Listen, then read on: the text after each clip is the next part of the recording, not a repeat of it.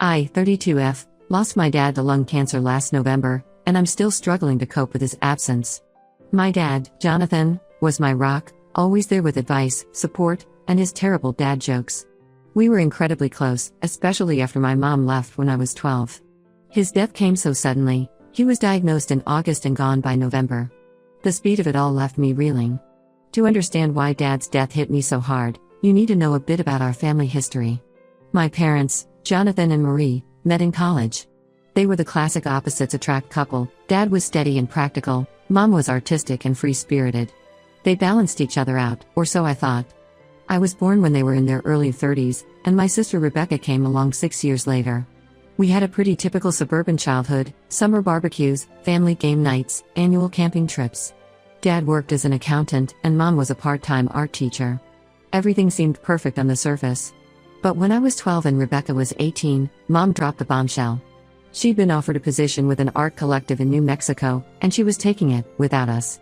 I remember the night she told us. We were sitting at the dinner table, and she just blurted it out between bites of lasagna. Dad went pale, Rebecca started yelling, and I just sat there, unable to process what was happening. Mom left a week later. She said she needed to find herself, and that she felt suffocated in our small town. She promised to call and visit, but those promises grew hollow over time. The calls became less frequent, the visits never materialized. By the time I was in high school, we were lucky to get a birthday card. Dad stepped up in a big way after Mom left. He learned to cook, with varying degrees of success, helped me with my homework, and tried his best to fill the gap Mom left behind. He started taking us on little adventures on the weekends, hiking trips, visits to museums, even an ill-fated attempt at skiing that left us all bruised but laughing. Rebecca dealt with Mom's departure differently. She threw herself into her studies and extracurriculars, spending less and less time at home. As soon as she graduated high school, she was off to college on the other side of the country.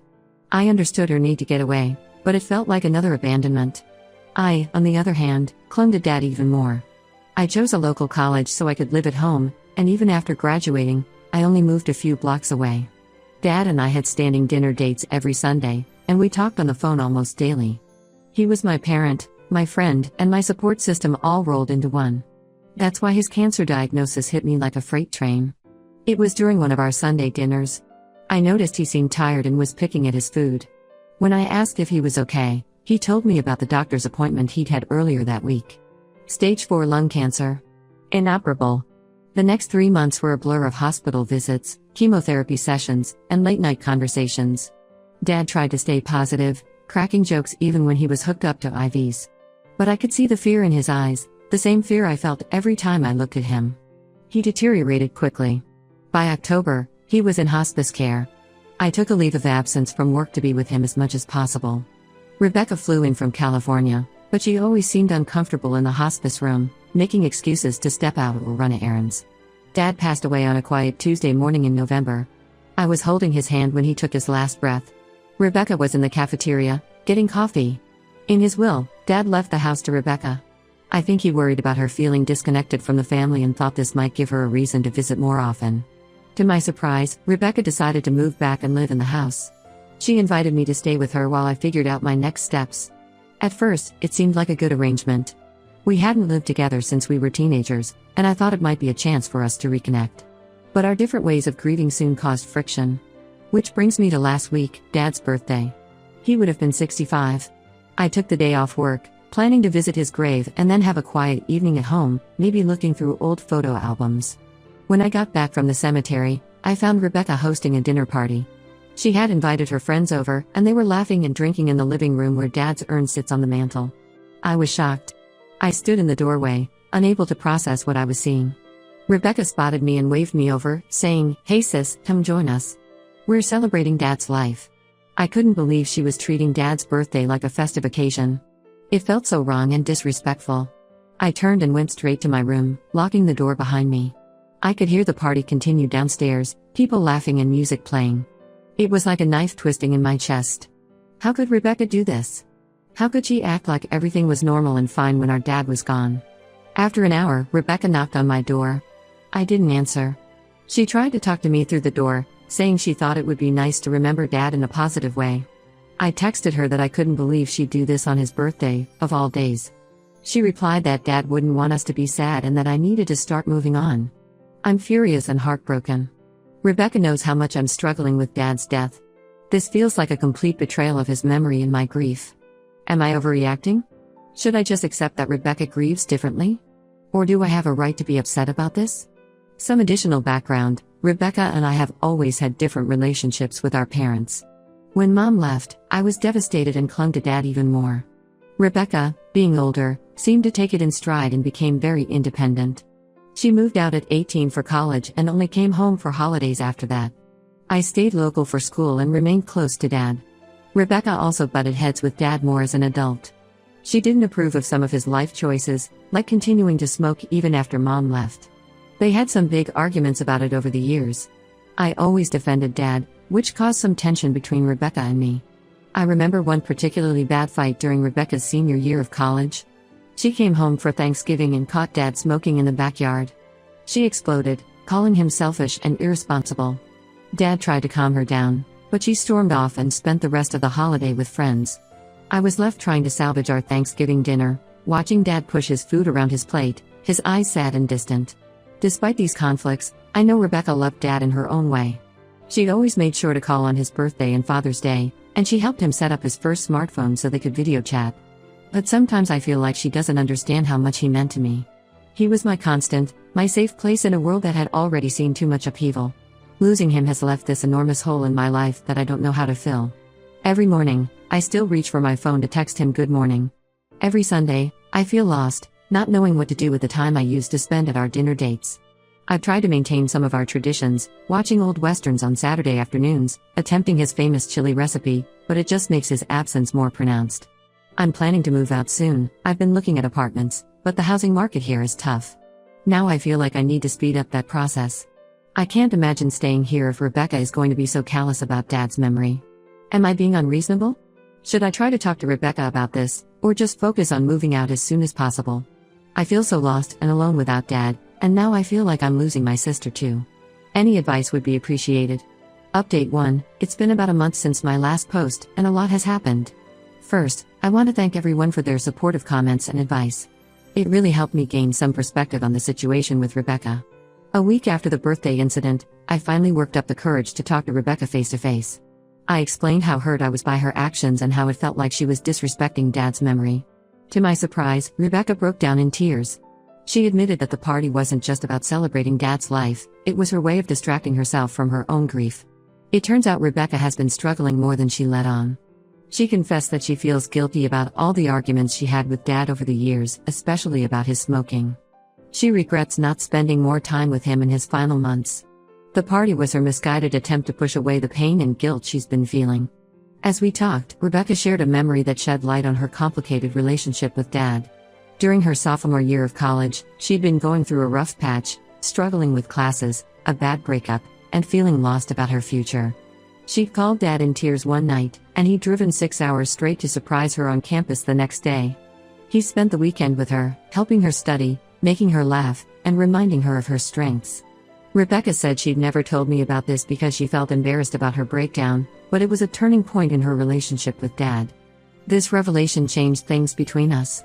We spent hours talking that night, sharing memories of Dad and discussing our different ways of coping.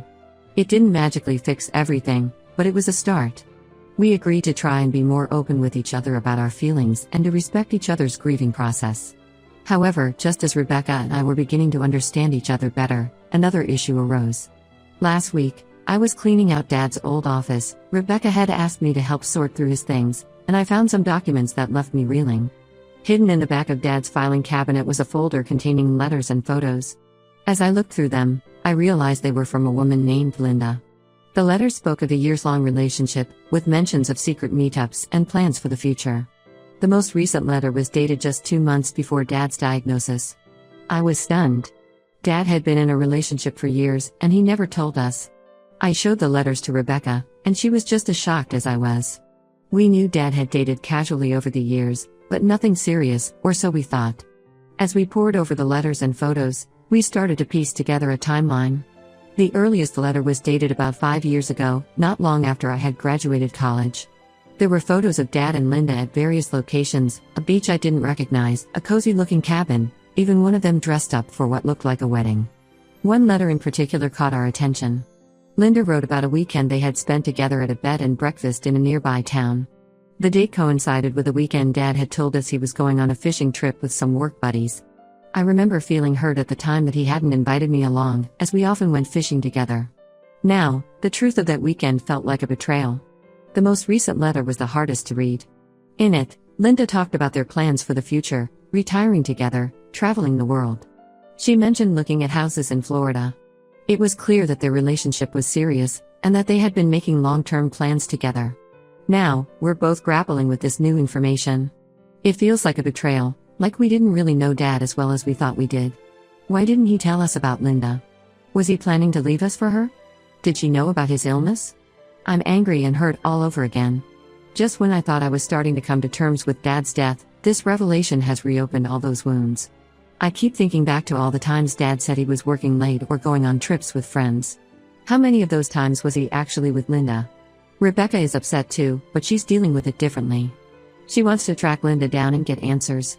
She's been scouring social media and online directories, trying to find any trace of this woman who was such a big part of Dad's life. I'm not sure if tracking down Linda is a good idea. Part of me wants answers too, but another part is scared of what we might learn.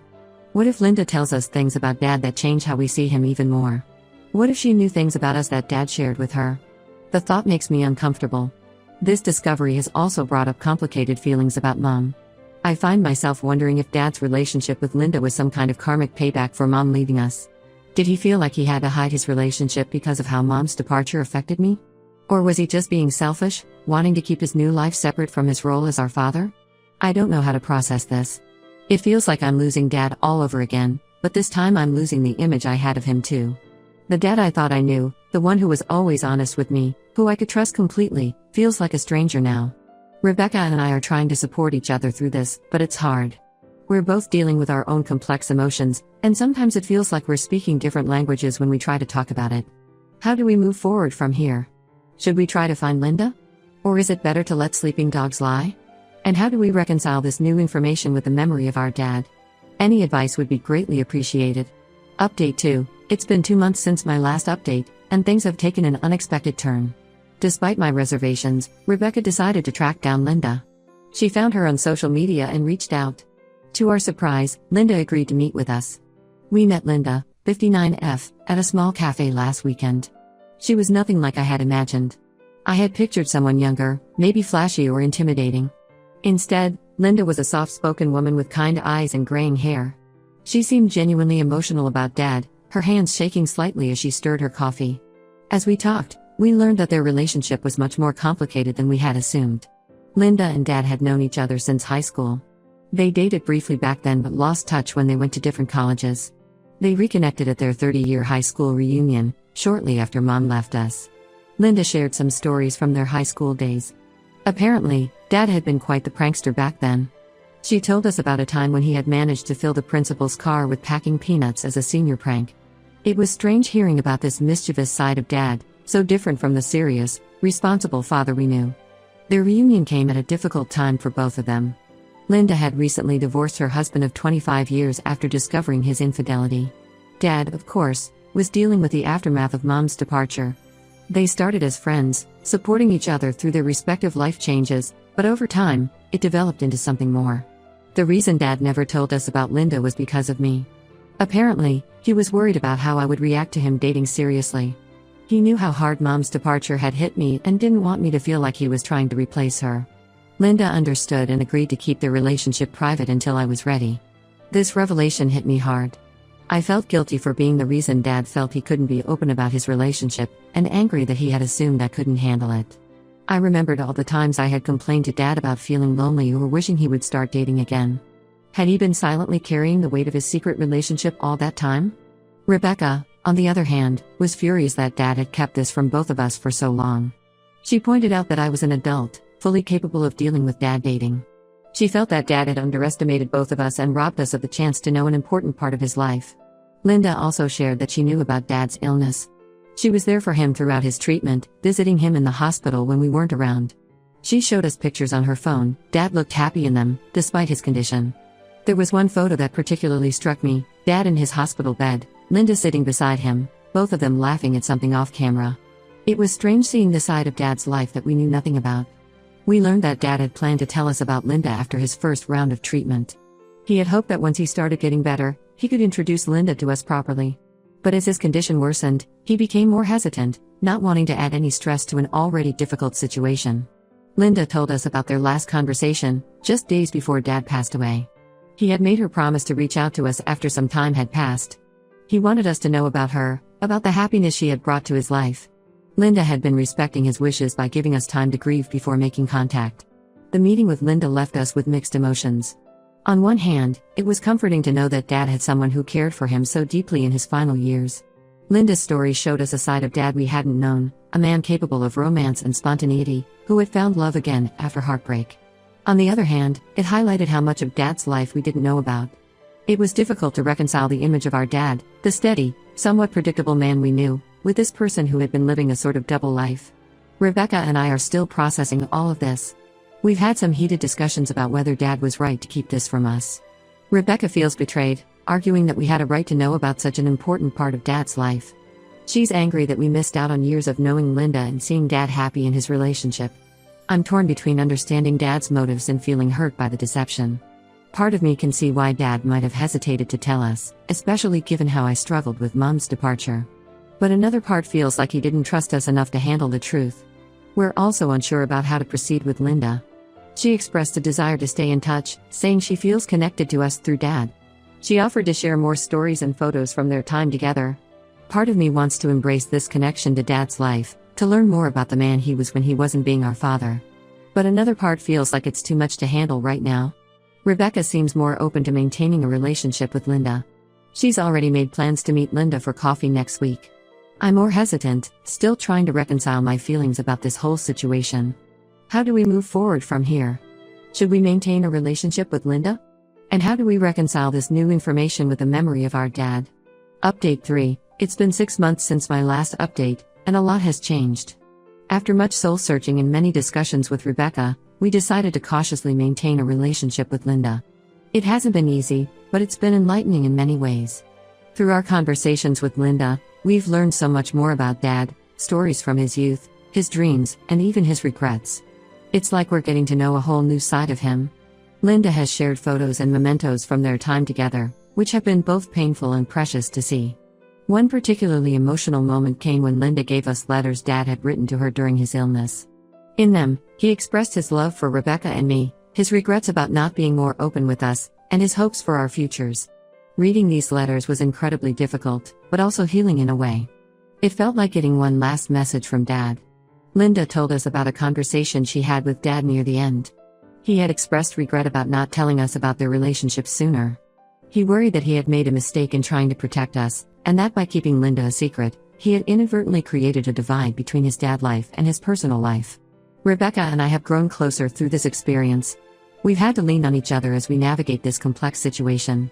We've had our arguments and disagreements, but we're learning to understand and respect each other's perspectives and ways of grieving. I've finally moved out of Rebecca's house and into my own apartment. It was a big step, but it felt necessary for my healing process. Rebecca and I still see each other regularly, often meeting up with Linda for coffee or dinner. Linda has become an unexpected source of comfort for both of us. She doesn't try to replace Dad or our mom, but she offers a unique perspective on Dad's life that we never had before. It's strange, but in a way, maintaining this connection with her helps us feel connected to Dad. We've also started a small tradition of our own. On the anniversary of Dad's passing last month, instead of a party or a somber remembrance, we had a quiet dinner, just Rebecca, Linda, and me. We shared stories about Dad, laughed at his terrible jokes, and yes, shed some tears too. It felt right, a balance between honoring his memory and celebrating his life. I won't say that everything is perfect now. We still have our difficult days. Sometimes seeing Linda brings up complicated emotions. There are moments when I feel a pang of jealousy, thinking about the time Linda had with Dad that we missed out on. But overall, I feel like we're in a better place. Dad's death and the revelations that followed have changed us all. But through it all, I've learned that love, even with its complications and imperfections, is what endures. And in that, I find some peace.